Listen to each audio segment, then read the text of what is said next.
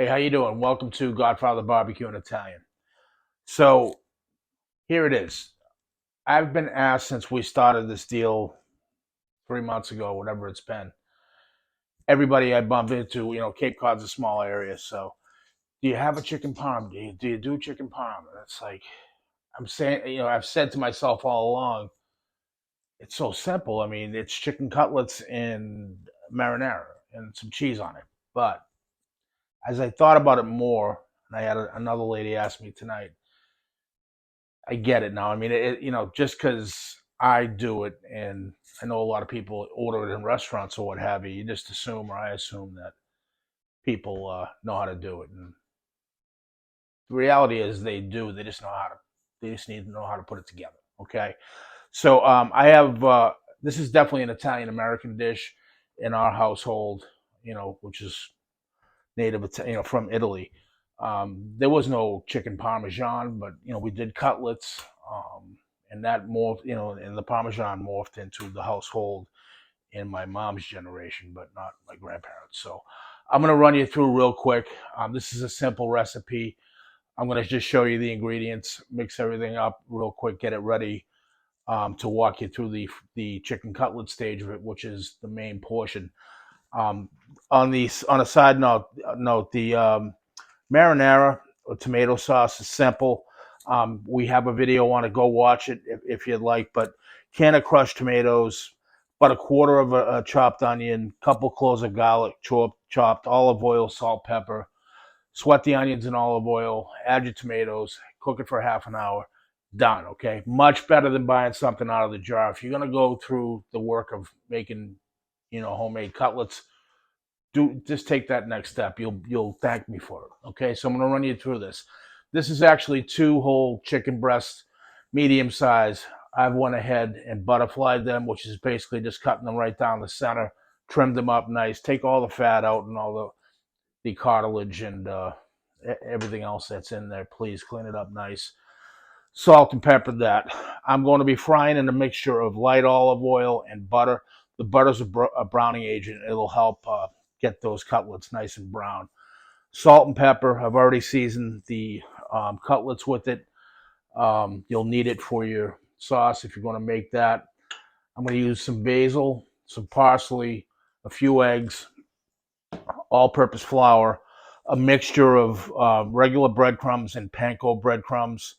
Don't buy seasoned breadcrumbs. Don't do it with this. We're going to season it with the parsley and some real Parmesan grated cheese. Okay, this is the real deal from Italy. If you can't find that, or you want to use stuff in the bag, fine. Just don't use the can. And it's going to be a third.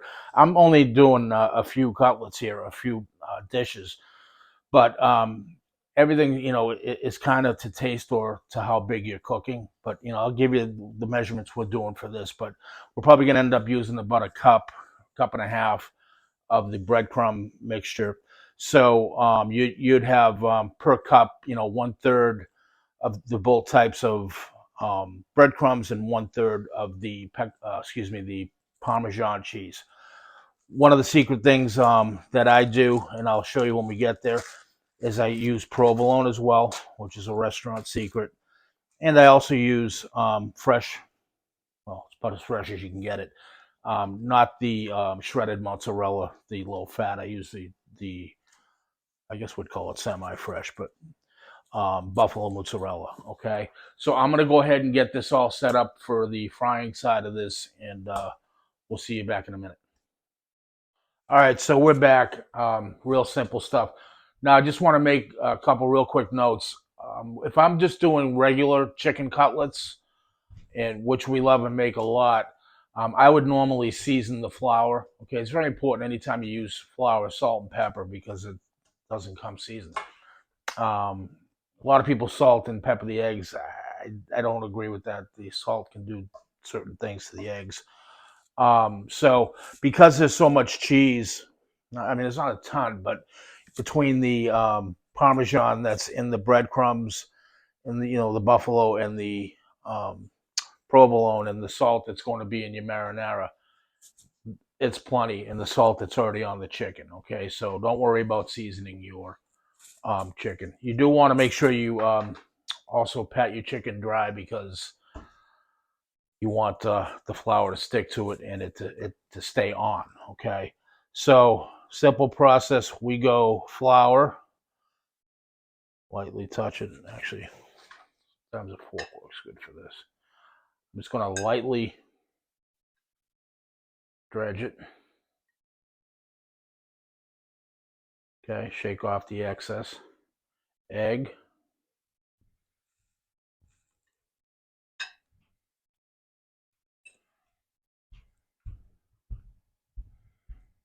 Okay, drain that off. And then into your breadcrumb. Okay. Pat down.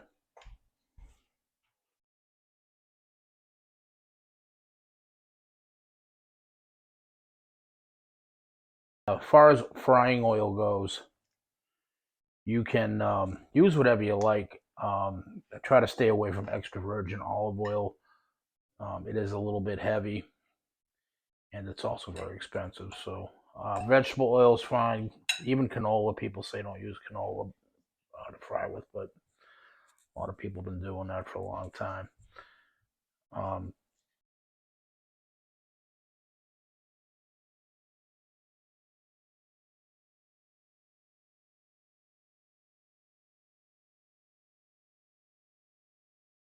and you're going to see these are going to be nice and golden brown. That butter is going to help um, with combination of the olive oil and the olive oil has a low smoking point, so we're going to fry these on medium to medium high, and they should take no more than 3 to 4 minutes aside. Could have made a lot more with this, but again, just wanted to get you a general idea of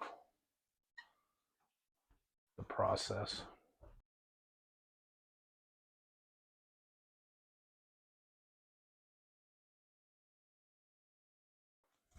We'll do that, and I'm gonna clean up for a minute, and I'll see you at the frying pan.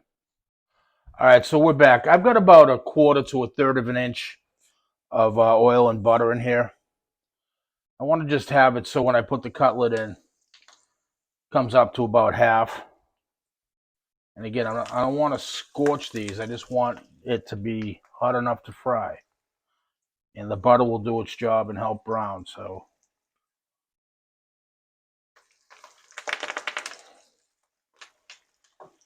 and this is about as many as I put in here anyway. So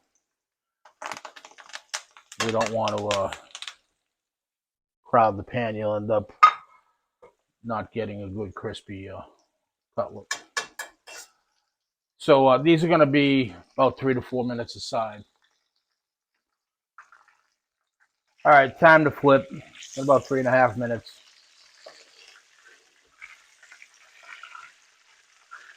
Those look beautiful.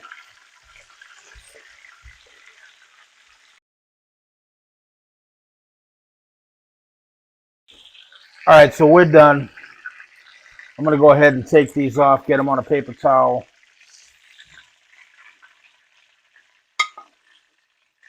Those look beautiful. Sounds good. Yeah, look at those, huh? This one's a tricky one. Started to split on me, so I'm going to leave that one like that.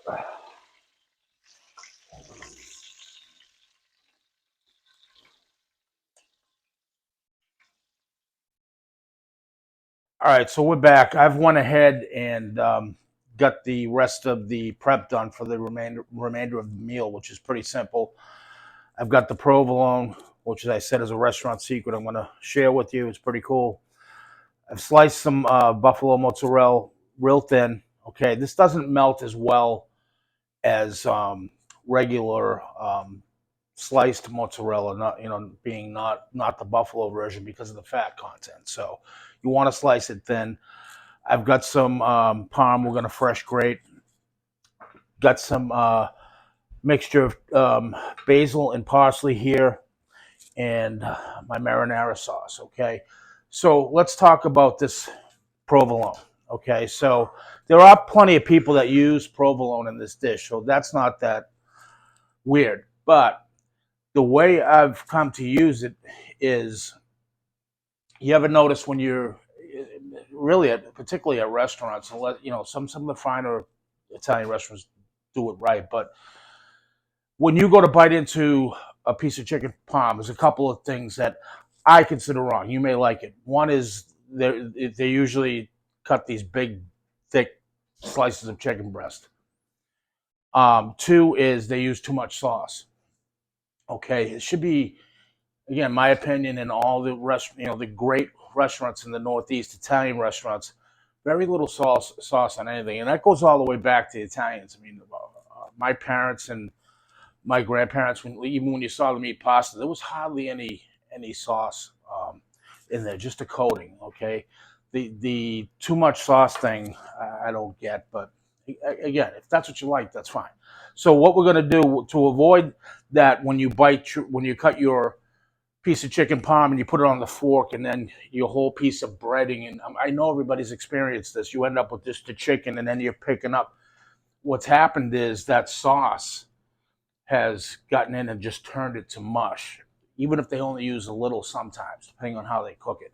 So what we're going to do is we're going to seal the crispiness of the chicken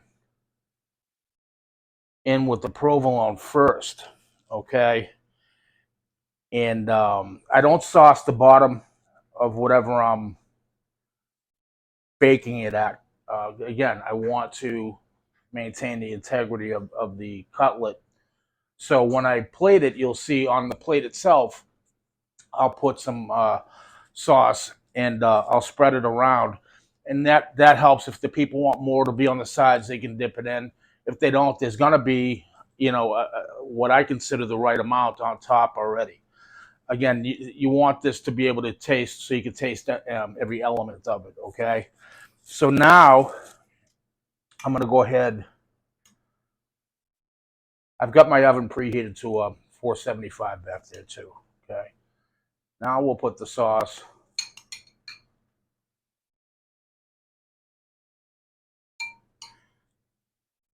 And I don't spread this out, because when I put the buffalo mozz on there, it's going to do that for me. It's okay to go a little heavy up here, because again, you don't have anything on the bottom. Don't go too crazy.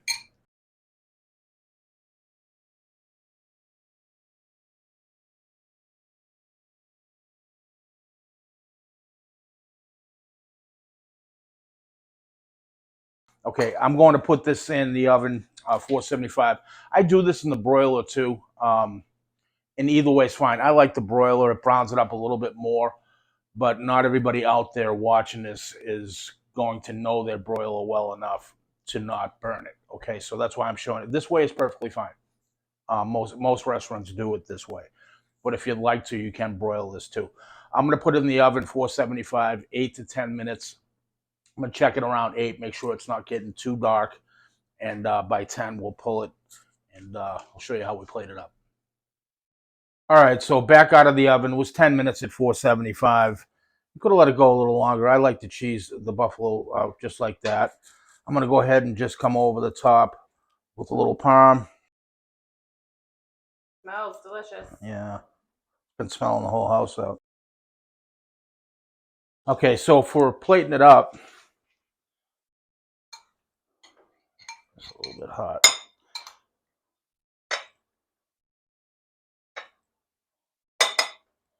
Try to concentrate on the outsides of the cutlet where you're going to be laying, but we do want a little bit in here. But again, I want to create that outside sauce for the folks who like more.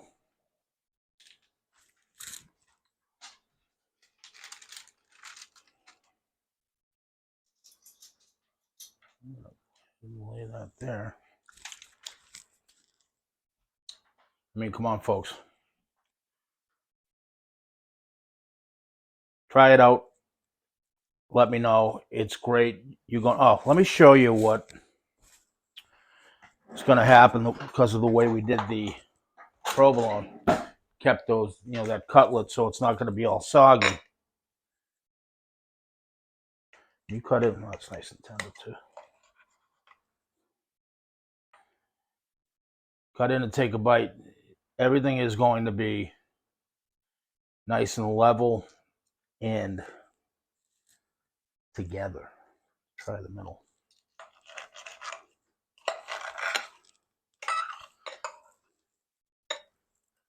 The camera can pick that up.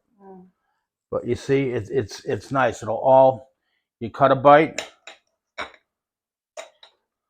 it'll stay all together. It's not mush. You have enough sauce. That's a home run there. The buffalo mozz, I can't guarantee you're going to have to control that, but at least you won't end up with mush. And you can also use sliced mozzarella too if you don't like the fresh mozzarella or you can't find it. It's not the easiest thing to find. You can go to the deli and just have them cut it thick, and that'll melt just like the provolone underneath. Like you can't even really tell. You can see it a little bit, but that'll melt right into it if you like that style. But just put it on first, and you won't have a mess when you cut into it. I mean, this is great. Look, you're going to be able to pick up a piece and eat it, not chase your breading all around the world. Look it. On that note, I hope you guys enjoy. Let me know how you make out in the comments. Like, share, and subscribe, please. Thank you.